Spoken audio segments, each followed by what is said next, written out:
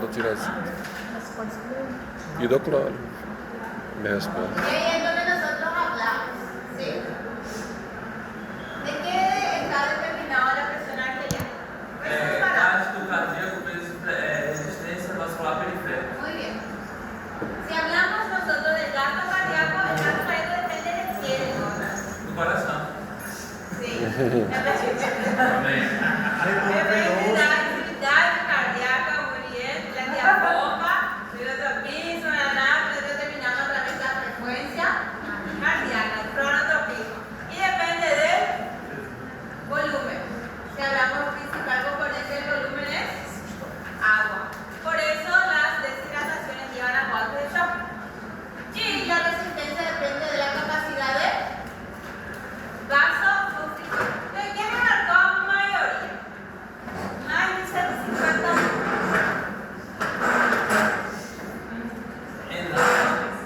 Como terapia inicial.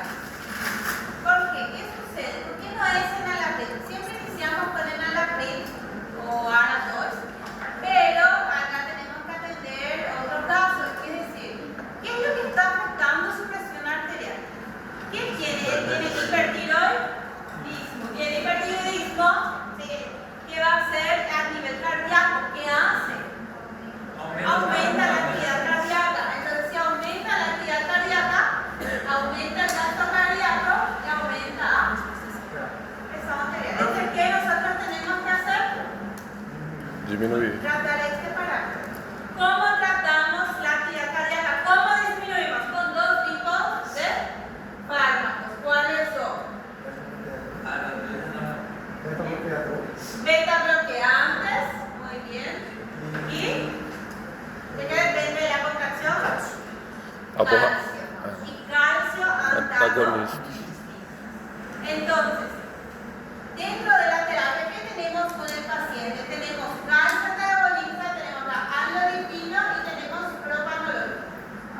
¿Cuál de los dos van a utilizar? Ahí es.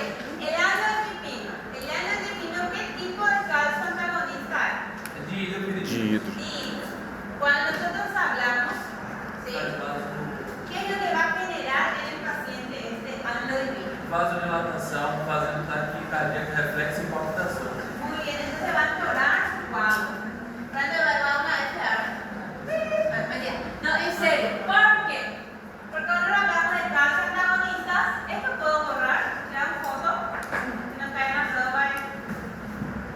Vale.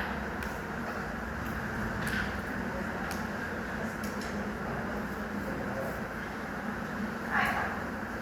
Entonces, cuando nosotros hablamos de calcio antagonistas, nosotros lo dividimos en dos. En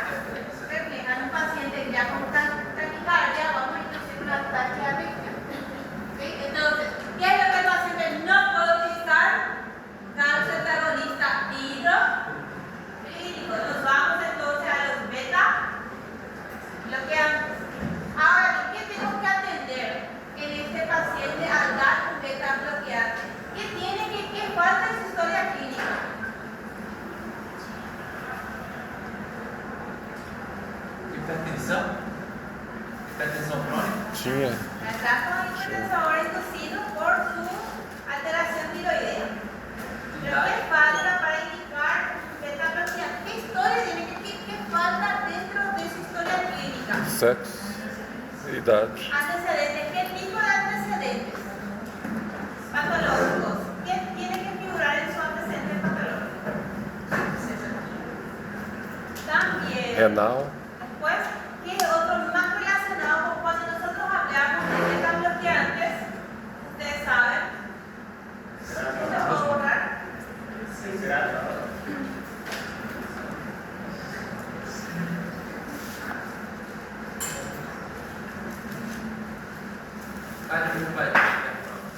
Cuando hablamos, calcio antagonistas se clasifican en hidro y no hidro. Beta bloqueantes en selectivos y no selectivos. ¿Qué es lo que le caracteriza a ellos? Que ambos bloquean el receptor beta 1. ¿Dónde está el receptor beta 1? El músculo cardíaco. Muy bien, por eso tratamos no solo de hipertensión, sino que está aquí arriba. Ahora bien, pero sin querer queriendo, uno bloquea todos los receptores beta. Y nos referimos al receptor beta. ¿Dónde está el beta 2? Muy bien, en el músculo liso bronquial. Y acá tenemos, si agarro esto, corto esto, tengo mi músculo liso. Está acá el receptor adrenérgico, que es el receptor beta 2 y el receptor poli. Bueno, ahora bien, como todo lo que es involuntario o autónomo, sí es regulado por el simpático y por el parasimpático. Entonces, este es mi músculo, ¿sí? Mi músculo puede relajarse, generando una apertura de mi vía aérea, una dilatación, o contraerse, generando una broncoconstricción. Si el sistema nervioso simpático es el sistema SOS, ¿qué información va a mandar? Aumentar la entrada de oxígeno. Entonces, a través del receptor beta 2, ¿qué va a hacer? Bronco-dilatación. Entonces nosotros hablamos sistema nervioso simpático, sistema nervioso parasimpático, adrenalina, acetilcolina. Ahora bien, el problema es que cuando bloquean el beta 2 en un paciente con historial de broncoespasmo, sea asma o sea EPO, por ejemplo, histamina receptores colinérgicos, ¿qué va a responder? Broncoconstricción. Entonces, ¿cuál es la reacción adversa más común dentro de un beta bloqueante no selectivo, aparte de la bradicardia? Es el broncoespasmo. Entonces, ¿qué sucede? Dentro de un paciente, te va a decir el paciente, mi última crisis, yo me curé del asma, mi última crisis fue a los 8 años. Y no puede ser que tenga otra vez asma, eso se conoce asma medicamentosa. Dentro del asma medicamentosa está el uso de beta bloquean el beta 2 y hay una respuesta polinérgica. ¿Qué va a inducir la polinérgica? Mayor broncoespasmo, broncoconstricción, llevando a dificultad respiratoria. Y en el paciente POC a su exacerbación de su ¿sí? Porque la acetilcolina no solo hace broncoespasmo, sino que aumenta la actividad de las glándulas mucosas, generando bronco, un aumento de la bronco. Entonces, ¿qué faltó dentro del historial de mi paciente? Ustedes le trataron su hipertensión y su palpitación, pero ¿qué pudieron inducir en el paciente? ¿Qué faltó preguntar ahí? Antecedentes.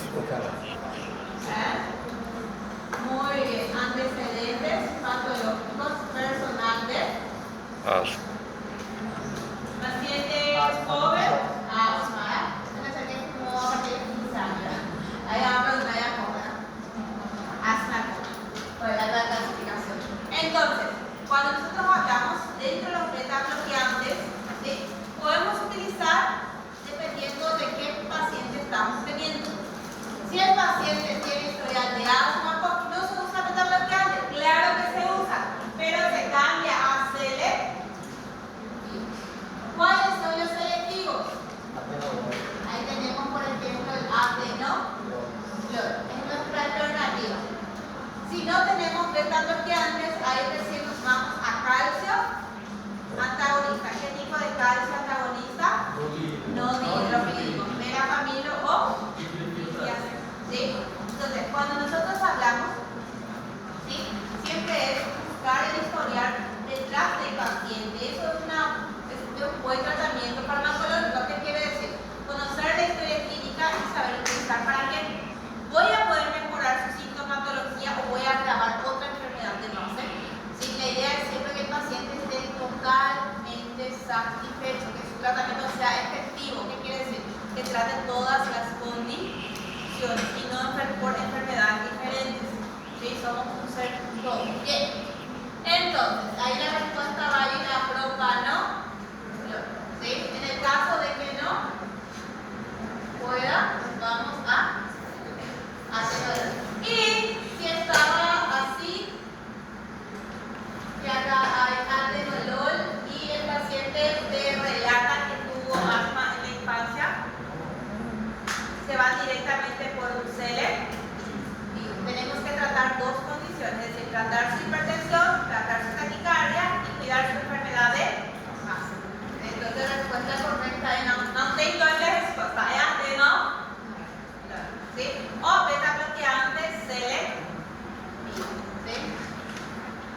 Professor, o outro requisito para conseguir diminuir a PA seria o volume. ¿Cuál? Volume. Sí. E se eu administrasse um diurético? El tema de los diuréticos es que ¿por qué está ahí aumentando su presión arterial? Principalmente por su actividad cardíaca. Entonces, ¿qué sucede cuando nosotros hablamos del tratamiento del hipertiroidismo? El tratamiento del hipertiroidismo van a ver que no solo se le da, por ejemplo, PTU, antitiroideo, sino que siempre se le asocia a un beta bloqueante. ¿Por qué?